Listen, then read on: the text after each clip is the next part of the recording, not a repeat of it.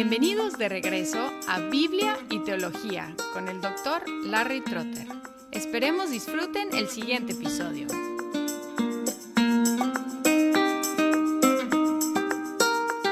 Aunque no hay ninguna evidencia de que los cristianos en Tesalónica estuvieran criticando a Pablo y a sus compañeros, es probable que los oponentes ahí en la ciudad estaban cuestionando la integridad de los misioneros, porque habían llegado, habían causado problemas en la ciudad y luego, cuando la oposición aumentó, ellos desaparecieron de la noche a la mañana, dejando a los nuevos cristianos que se enfrentaran a las consecuencias. Por lo tanto, mucha de esta carta es la explicación de los misioneros de su comportamiento, dando así a los creyentes tesalonicenses una explicación para sus vecinos. Así como en el primer capítulo de esta carta, los tesalonicenses nos dieron un buen ejemplo de lo que es una iglesia fiel, así también la descripción del comportamiento de los misioneros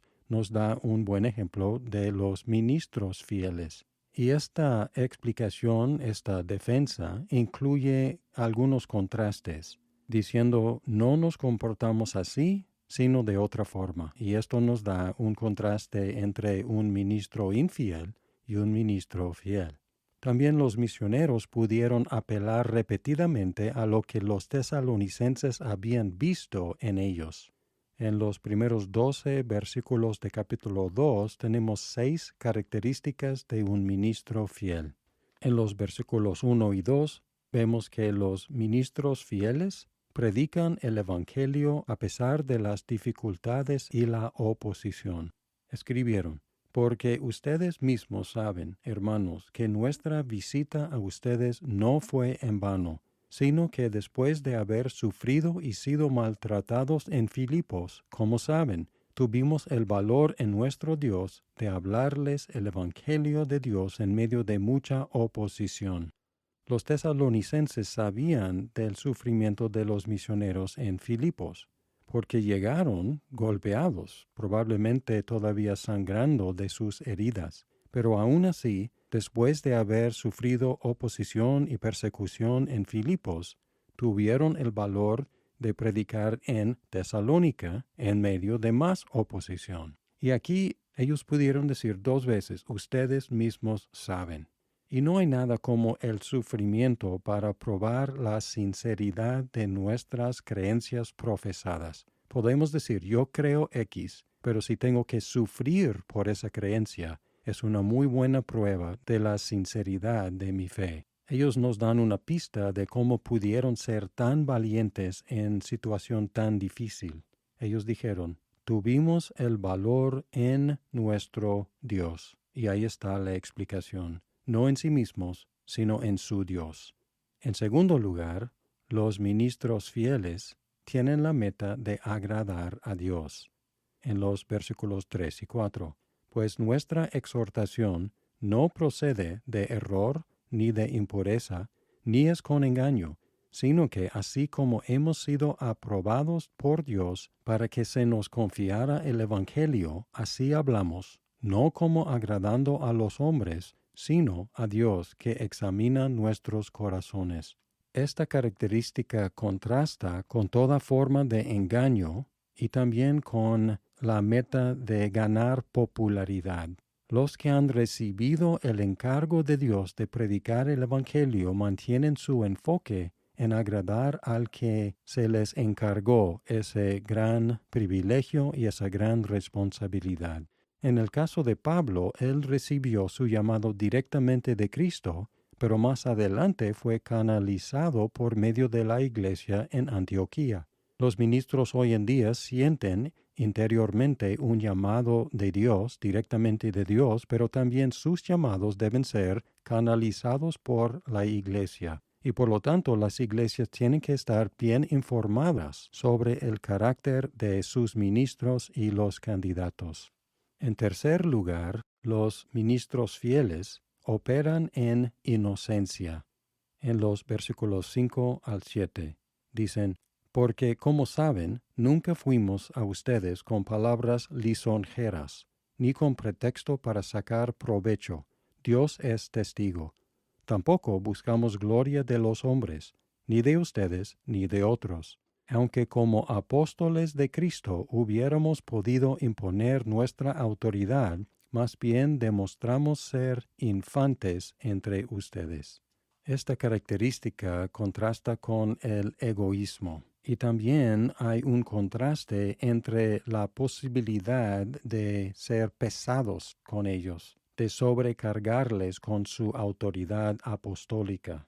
Hay una interesante cuestión de la traducción aquí, porque en la versión, la Nueva Biblia de las Américas que estoy usando, en el 6 dice: Tampoco buscamos gloria de los hombres, ni de ustedes, ni de otros, aunque como apóstoles de Cristo hubiéramos podido imponer nuestra autoridad. Punto. Luego el 7 dice: Más bien demostramos ser benignos entre ustedes, como una madre que cría con ternura a sus propios hijos. Pero esta palabra benignos es la palabra infantes o niños. Entonces, si en el 7 se conecta ser niños con ser madre, se mezcla la metáfora. Pero si la primera parte del versículo 7 se conecta con la última sección del versículo 6, tiene sentido porque hay un contraste entre imponer autoridad y ser niño. Por eso lo leí así: Aunque como apóstoles de Cristo hubiéramos podido imponer nuestra autoridad, más bien demostramos ser niños.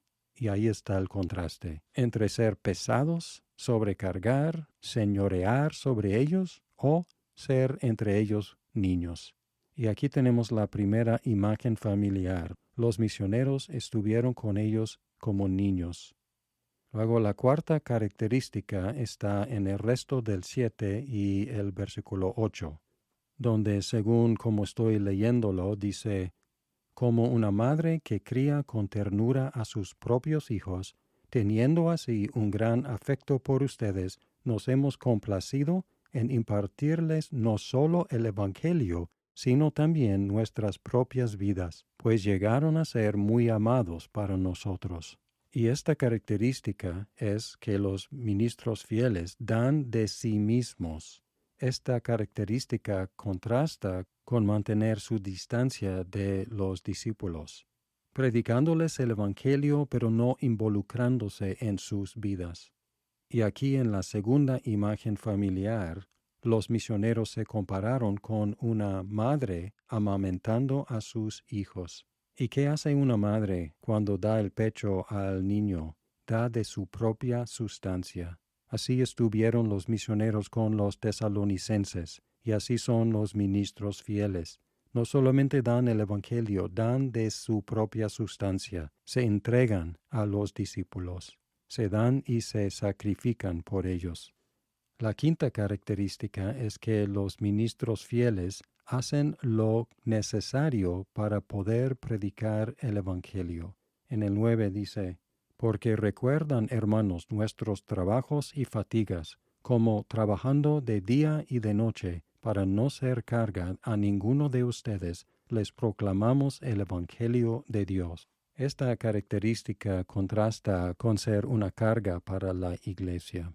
En Tesalónica, los misioneros se apoyaron por dos medios. Ellos trabajaron con trabajo físico, fueron bivocacionales, y luego más adelante recibieron contribuciones de los nuevos creyentes en Filipos. Sabemos esto porque Pablo escribió a los filipenses: porque aún a Tesalónica enviaron dádivas más de una vez para mis necesidades. Es impresionante que los nuevos creyentes en Filipos hayan dado inmediatamente para apoyar a Pablo en sus viajes misioneros. Pero si no hubieran contribuido, los misioneros habrían seguido como bivocacionales. Es decir, ellos hicieron lo posible para predicar el Evangelio y no ser una carga para la iglesia. Y si la persecución o si condiciones económicas devastadoras lo hicieran posible pagar a los ministros, pronto veríamos quiénes están dispuestos a hacer lo necesario para seguir predicando el Evangelio. La sexta característica es que los ministros fieles exhiben en sus propias personas e inculcan en otros la vida justa. En 10 al 12 escribieron: Ustedes son testigos, y Dios, de cuán santa, justa e irreprensiblemente nos comportamos con ustedes los creyentes. Saben además de qué manera los exhortábamos, alentábamos e implorábamos a cada uno de ustedes, como un padre con sus propios hijos, para que anduvieran como es digno del Dios que los ha llamado a su reino y a su gloria. Esta característica contrasta con la hipocresía, enseñar una cosa mientras vive otra cosa. Los misioneros pudieron apelar a lo que los tesalonicenses y a lo que Dios mismo vieron como testigos de su comportamiento justo. Y ahora, utilizando la tercera imagen familiar, ellos actuaron como padres, quienes instaron y animaron a sus hijos a caminar en una manera digna de Dios. También recordaron que el llamado de Dios tiene aspectos presentes y futuros. El reino y la gloria. El reino está presente y será consumado en gloria en el futuro. Así que 6 características. Los ministros fieles predican el Evangelio a pesar de dificultades y oposición. Los ministros fieles tienen la meta de agradar a Dios. Los ministros fieles operan en inocencia. Los ministros fieles dan de sí mismos. Los ministros fieles hacen lo necesario para poder predicar el Evangelio, y los ministros fieles exhiben en sus personas e inculcan en otros la vida digna de Dios. Una vez hace años yo prediqué sobre este texto, y estuve muy consternado porque vi en la congregación la ex esposa de un ex ministro, quien había caído en abuso de autoridad, de dinero y también en la inmoralidad sexual. Y después del servicio yo fui con ella, no la conocía bien, pero la reconocí.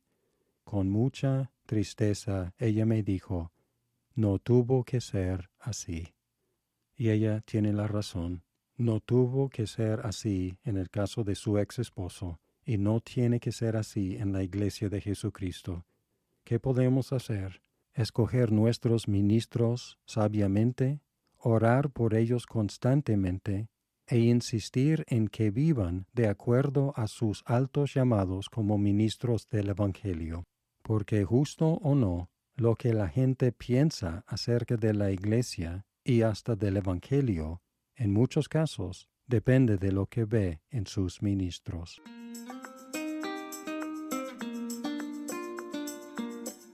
Muchas gracias por escuchar este episodio. Si estás disfrutando Biblia y teología, por favor compártelo con tus amigos. ¡Hasta pronto!